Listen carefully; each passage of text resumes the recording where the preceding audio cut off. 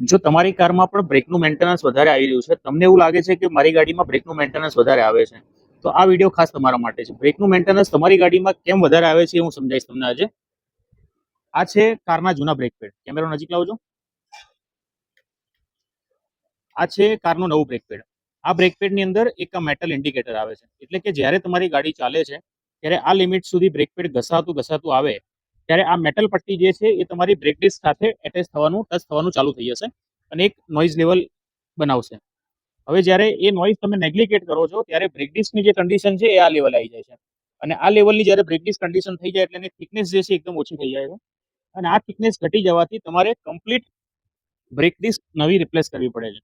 સો આ કારની અંદર અમે બ્રેક ડિસ્ક અને બ્રેક પેડનો સેટ રિપ્લેસ કરી રહ્યા છે.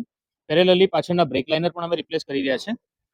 સસ્પેન્શનમાંથી આ કારમાંથી પણ અવાજ આવે છે. સસ્પેન્શનની અંદર આ કારમાં લોઅર આર્મના જે બુશિંગ છે સસ્પેન્શનના એ કમ્પ્લીટલી કપાઈ ગયા છે.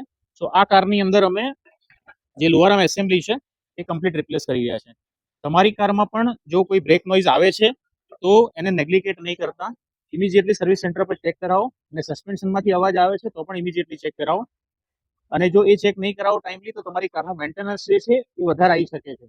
અને આપની કોઈ પણ કારનું કોઈ પણ મેન્ટેનન્સ આપને કરાવવું છે તો અમને નીચે આપેલા નંબર પર સંપર્ક કરી શકો છો.